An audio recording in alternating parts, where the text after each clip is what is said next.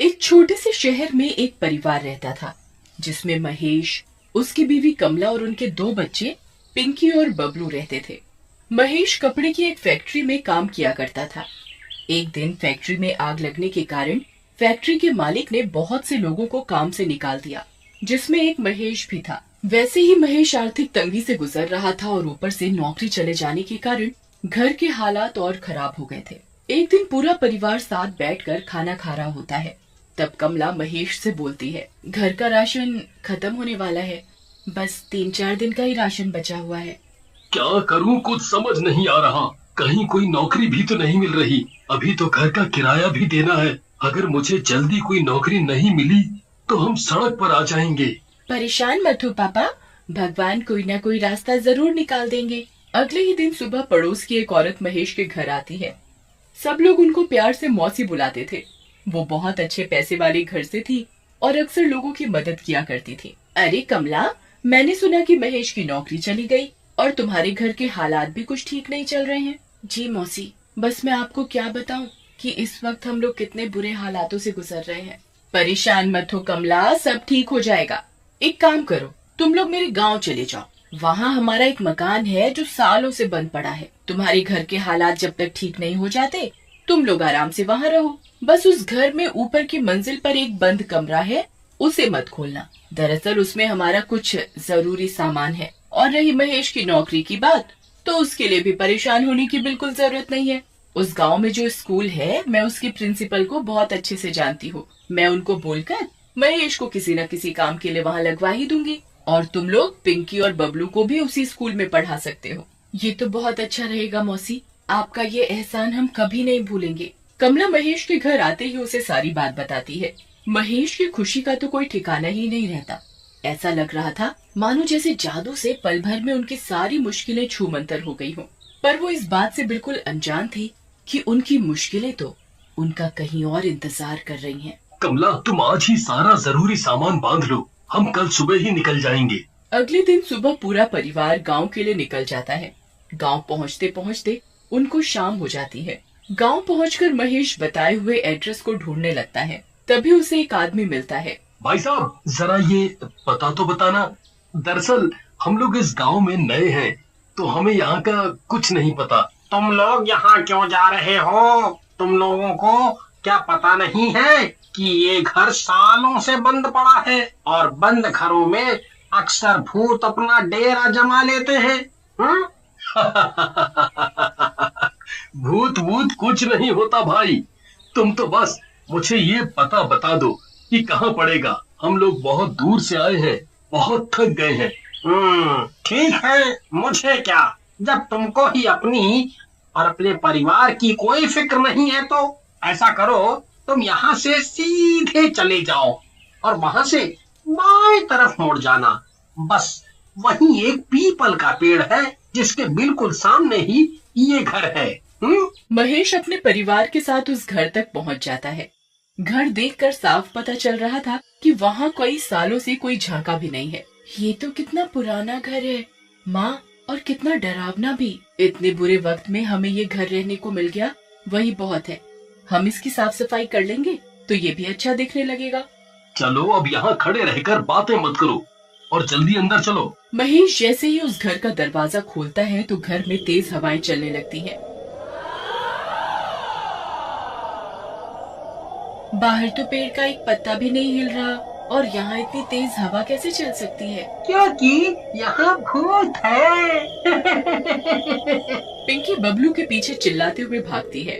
रुक रुक, तुझे मैं अभी बताती हूँ, रुक। बबलू सीढ़ियों से भागते हुए ऊपर वाली मंजिल पर पहुँच जाता है। पिंकी भी बबलू को पकड़ने के लिए उसके पीछे पीछे भाग रही होती है। बबलू को अचानक किसी औरत के रोने की आवाज आती है। बबलू वहीं रुक जाता है और ध्यान से उस आवाज को सुनने लगता है, पर आवाज अचानक से बंद हो जाती है। क्या हुआ बबलू, थक गया क्या? नहीं दीदी, मुझे अचानक किसी औरत के रोने की आवाज सुनाई पड़ रही थी, इसलिए मैं यहाँ रुक गया। इतनी रात को कौन रोएगा? जरूर तूने किसी बिल्ली के रोने की आवाज सुनी होगी और तुझे लगा होगा कि कोई औरत रो रही है। अब चल नीचे, कुछ खा पी कर सो जाते। बबलू पिंकी को बहुत समझाता है पर पिंकी उसकी एक नहीं सुनती। उसे लगता है कि बबलू उसे डराने के लिए ये सब बातें बोल रहा है। पिंकी बबलू की बात पर ध्यान नहीं देती और वापस नीचे जाने लगती है। बबलू भी उसके पीछे पीछे जा ही रहा होता है, पर अचानक उसकी नजर एक बंद कमरे पर पड़ती है जिस पर ताला लगा होता है और उस ताले पर एक लाल रंग का कपड़ा भी बंधा होता है। लगता है ये वही कमरा है जिसके बारे में मौसी जी माँ को बता रही थी। ऐसा क्या जरूरी सामान रखा है इस कमरे में जो इस पर इतना बड़ा ताला लगा है? तुझे इतना सोचने की जरूरत नहीं है। मौसी जी ने हमें मना किया है इस कमरे में जाने से, तो बस हमें इस बात का ध्यान रखना चाहिए। रात को खाना खाकर सब सोने चले जाते हैं। आधी रात को अजीब सी खटखट की आवाज से पिंकी की अचानक आंख खुल जाती है। बबलू जल्दी उठ, जरा देख कर तो आ कि ये आवाज कहाँ से आ रही है। मुझे सोने दो दीदी, मुझे बहुत तेज नींद आ रही है, आप खुद जाकर देख लो। पिंकी डरते हुए अपनी बेड से खड़ी होती है और ध्यान से उस आवाज को सुनने की कोशिश करती है। आवाज बाथरूम से आ रही होती है। पिंकी बाथरूम का दरवाजा खोलती है और डरते डरते उसमें झांकती है। जैसे ही वो अंदर देखती है उसके होश उड़ जाते हैं। बाथरूम में पड़ा वाइपर अपने आप दीवार से जोर जोर से टकरा रहा होता है। पिंकी डर के मारे पसीने पसीने हो जाती है और भागते हुए नीचे अपने मम्मी पापा के पास जाती है। मम्मी पापा जल्दी उठो। क्या हुआ बेटा, तुम इतनी घबराई हुई क्यों हो? वो पापा, वो बाथरूम वाइपर, पापा ऊपर भूत भूत। क्या बोल रही हो पिंकी? ठीक से बताओ बेटा, हमें कुछ समझ नहीं आ रहा। तभी बबलू भी वहाँ आ जाता है। पापा वो ऊपर बाथरूम में वाइपर अपने आप दीवार से जोर जोर से टकरा रहा था। ये तुम्हारा वहम है बस, और कुछ नहीं। चलो अपने कमरे में जाकर आराम से सो जाओ। जब कल सुबह उठोगे तो सब बुरे सपने की तरह खुद ही भूल जाओगे। पिंकी और बबलू अपने कमरे में सोने चले जाते हैं।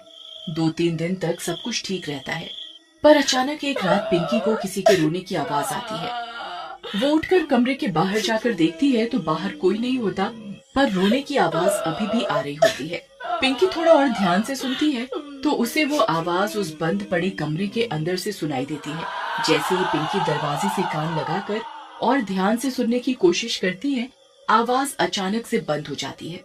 पिंकी डर कर अपने कमरे में भाग जाती है, पर रात भर वो उस बंद कमरे के बारे में सोचती रहती है। पिंकी जब सुबह उठती है तो उसे लगता है जैसे रात को जो कुछ भी हुआ वो सब उसका वहम था और वो इस बारे में किसी को नहीं बताती। एक दिन बबलू उस बंद कमरे के बाहर बॉल से खेल रहा होता है। वो उस कमरे में झांकने की कोशिश करता है पर कुछ दिखाई नहीं देता। रात को जब सब सो रहे होते हैं तब बबलू के दिमाग में वो बंद कमरा घूम रहा होता है। वो उस बंद कमरे के बाहर जाता है। मैं इस ताले को कैसे खोलूं?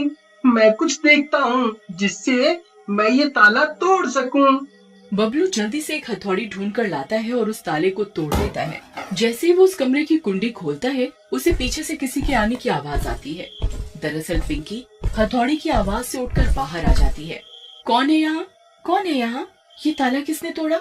ये जरूर बबलू का काम है। वो अपने बिस्तर पर भी नहीं था। पिंकी से रहा नहीं जाता और वो कमरे के दरवाजे को खोलकर अंदर झांकती है। उसको तभी एक झटका सा लगता है जैसे उसके अंदर किसी की आत्मा घुस गई हो। पिंकी को बहुत अजीब सा महसूस होता है और वो अपने कमरे में जाकर सो जाती है। अगले दिन सुबह उठते ही महेश अपनी नौकरी के सिलसिले में सुबह ही घर से निकल जाता है। पिंकी घर की सफाई में अपनी माँ का हाथ बटाने लगती है और बबलू आंगन की सफाई करने बाहर चला जाता है। पिंकी का बर्ताव कुछ अलग सा होता है। वो बिल्कुल चुपचाप खिड़की पर खड़ी बाहर पीपल के पेड़ को ऐसे देख रही होती है जैसे वो अपने होश में ही ना हो। पिंकी, तू वहाँ खड़ी क्या देख रही है? चल जल्दी से मेरे साथ काम करवा। पिंकी कमला की आवाज सुनकर एकदम होश में आती है। उस दिन से पिंकी कभी कभी अजीब बर्ताव करने लगी थी। वो अक्सर उस पीपल के पेड़ को देखती रहती थी। एक दिन पिंकी अपने कमरे में लगे शीशे को एक कपड़े से साफ कर रही होती है। तभी उसी शीशे में एक चुड़ैल अपने पीछे खड़ी हुई दिखाई देती है। पिंकी जैसे ही पीछे मुड़ती है तो वहाँ कोई नहीं होता। पिंकी फिर से शीशे को साफ करने लगती है तो इस बार वो चुड़ैल अपने बड़े बड़े नाखूनों वाले हाथ पिंकी की गर्दन पर रख देती है। मम्मी, बबलू, मुझे बचाओ, जल्दी आओ, ये चुड़ैल मुझे मार डालेगी। कमला और बबलू जल्दी से पिंकी के कमरे में आते हैं तो देखते हैं कि पिंकी, हे भगवान, ये मेरी बच्ची को क्या हो गया? बबलू जल्दी से गिलास में पानी लाता है और पिंकी के चेहरे पर पानी के छींटे डालता है। पिंकी हड़बड़ाते हुए उठती है। चुड़ैल, चुड़ैल, माँ, माँ, वो चुड़ैल मुझे मार डालेगी। कौन सी चुड़ैल बेटा? यहाँ तो कोई भी नहीं है। नहीं माँ, वो यही थी मेरे पीछे और उसने मुझे मारने के लिए मेरा गला भी पकड़ा था।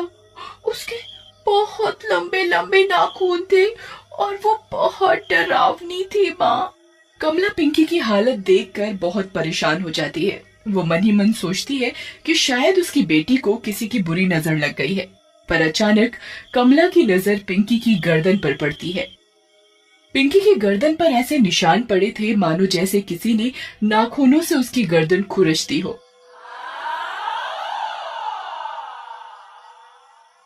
मैं तुम्हारे पापा के आते ही उनसे बात करूंगी। सब ठीक हो जाएगा बेटा, तू परेशान मत हो। शाम को महेश के आते ही कमला उसे सारी बात बताती है। ऐसा करते हैं, हम लोग कल मंदिर चलते हैं, वहाँ जाकर हम पिंकी को झाड़ा लगवा देंगे। अगले दिन सुबह सुबह सब मंदिर जाने के लिए तैयार हो जाते हैं। मंदिर जाकर पिंकी फिर से अजीब बर्ताव करने लगती है और मंदिर के अंदर जाने से मना करने लगती है। मुझे नहीं जाना अंदर, तुम लोग जाओ, मैं यहाँ बाहर ही ठीक हूँ। ऐसा नहीं करते बेटा, मंदिर जाने से कभी मना नहीं किया करते। मैंने जब बोल दिया कि मुझे अंदर नहीं जाना तो फालतू की जिद क्यों कर रही हो? महेश और कमला पिंकी को पकड़कर जबरदस्ती मंदिर के अंदर ले जाते हैं। मुझे छोड़ दो, मुझे जाने दो।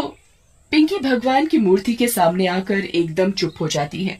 देखिए ना पंडित जी, हमारी बेटी को क्या हो गया है? आजकल बहुत अजीब बर्ताव करने लगी है। आज तो मंदिर में भी आने से मना कर रही थी। परेशान मत हो, मैं तुमको ये धागा दे रहा हूँ। इस धागे को इसके गले में बांध दो, ये बिल्कुल ठीक हो जाएगी। कमला पिंकी के गले में धागा बांध देती है और सब वापस घर आ जाते हैं। कुछ दिन पिंकी बिल्कुल ठीक रहती है, पर अचानक एक दिन उसका धागा बाल काटते वक्त कंघी से टूट जाता है और पिंकी फिर से अजीब बर्ताव करने लगती है। एक रात जब सब सो रहे होते हैं तो नीचे मंजिल से कुछ गिरने की आवाज आती है।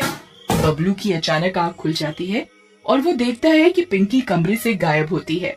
बबलू नीचे जाता है तो देखता है कि पिंकी घर से बाहर जा रही होती है। बबलू पिंकी के पीछे पीछे जाता है। पिंकी उस पीपल के पेड़ के पास जाकर खड़ी हो जाती है और ऊपर उस पेड़ को देखती रहती है।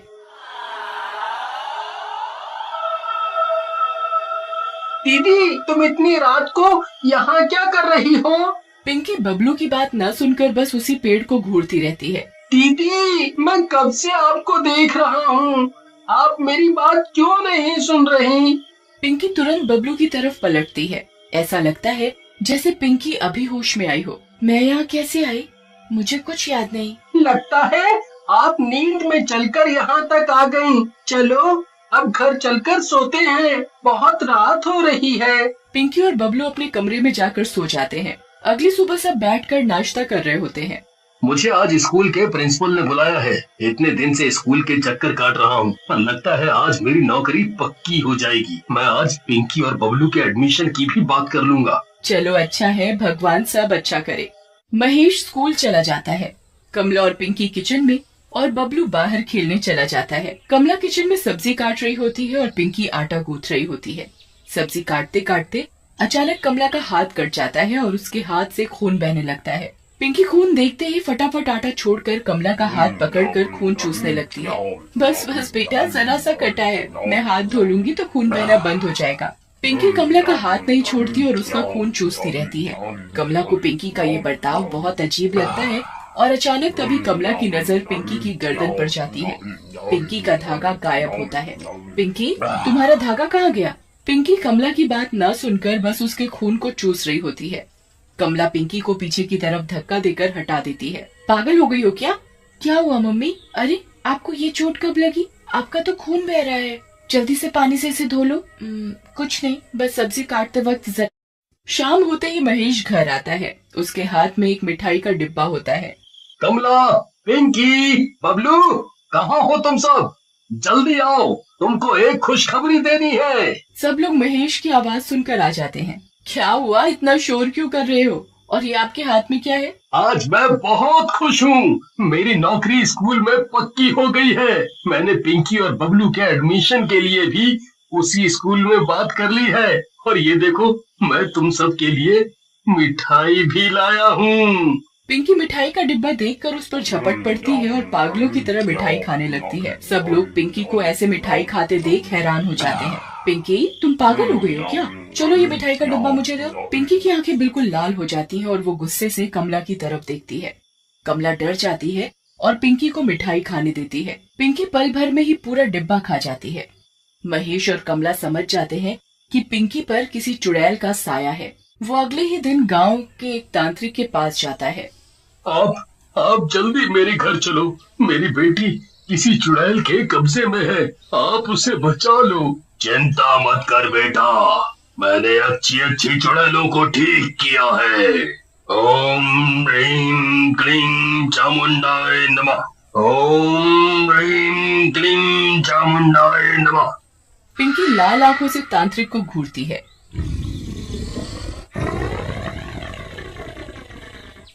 पागल तांत्रिक, तेरी इतनी हिम्मत कि तू मुझे रोकेगा? लगता है तुझे अपनी जान प्यारी नहीं है। पिंकी अपने एक इशारे से कमला को हवा में उड़ा देती है। बचाओ बचाओ, मुझे नीचे उतारो पिंकी बेटा। कौन पिंकी? मैं कोई पिंकी विंकी नहीं हूँ। मेरा नाम संगीता है। संगीता? कौन संगीता? अच्छा, अब तुम मुझसे सवाल करेगी? तुझे तो मैं बताती हूँ। मेरी माँ को छोड़ दो, मेरी माँ को छोड़ दो। पिंकी बबलू की तरफ गुस्से से देखती है और उसे भी हवा में लटका देती है। तांत्रिक जल्दी से गंगा जल पिंकी के ऊपर डाल देता है और पिंकी कुछ देर के लिए बेहोश हो जाती है। महेश जल्दी से पिंकी को एक कुर्सी से बांध देता है। थोड़ी देर बाद पिंकी की आंखें खुलती हैं, पर वो अभी भी किसी आत्मा के वश में होती है। खोलो मुझे। किसकी हिम्मत हो गई जो मुझे बांधने की कोशिश की? तुम लोग क्या सोच रहे हो कि तुम लोग मुझे ऐसे बांध कर मुझे कब्जे में कर लोगे? तुम हमसे क्या चाहती हो? इस छोटी सी बच्ची ने आखिर तुम्हारा क्या बिगाड़ा है? तुम उसका पीछा क्यों नहीं छोड़ देती? ऐसे कैसे पीछा छोड़ दूं? आप तो जब तक मैं तुम सबकी एक एक करके जान नहीं ले लूंगी, मुझे चैन नहीं पड़ेगा। तांत्रिक पिंकी के सर पर एक ओम का त्रिशूल लगा देता है। पिंकी बुरी तरह चिल्लाती है, छोड़ दो मुझे, तुम लोग मेरा कुछ नहीं बिगाड़ पाओगे, छोड़ दो मुझे। अगर तू मुझे अपने बारे में नहीं बताएगी तो मैं तुझे ऐसे ही तड़पाता रहूंगा। बता, तू कौन है? क्यों इन लोगों को दुखी कर रही है? बताती हूँ। मैं इस घर की नौकरानी थी। बहुत सालों पहले इस घर में काम किया करती थी। इस घर में एक मौसी और उनका बेटा जगदीश रहता था। मैं ऊपर वाले कमरे में रहती थी। जगदीश मुझे बोलता था कि वो मुझे बहुत प्यार करता है। मैं भी उससे प्यार करने लगी थी। उसने मुझसे शादी का वादा भी किया था, पर एक दिन वो शहर गया और किसी और से शादी कर ली। मैं ये बात बर्दाश्त नहीं कर पाई और बाहर जो पीपल का पेड़ है उस पर फांसी लगाकर आत्महत्या कर ली। मरने के बाद भी मेरी आत्मा को शांति नहीं मिली। मेरा मकसद बस जगदीश की जान लेना था। एक दिन जब वो अपनी बीवी के गांव आया तो मुझे उसे मारने का मौका मिल गया था, पर उसकी माँ की वजह से वो बच गया। उन्होंने पूजा करवा के मुझे ऊपर मेरे ही कमरे में हमेशा के लिए कैद कर दिया। मैं इतने सालों से उस कमरे में कैद थी, पर पिंकी ने वो कमरा खोलकर मुझे आजाद कर दिया। पर तुम्हारा गुनहगार तो जगदीश था। तुम इन लोगों के साथ क्यों बुरा कर रही हो? मैं इनका नहीं बल्कि वो हर उस इंसान का बुरा करूंगी जो मेरे सामने आएगा। तांत्रिक पिंकी के ऊपर भभूत डालता है और अचानक पिंकी के अंदर से वो आत्मा बाहर आ जाती है और पिंकी बेहोश हो जाती है।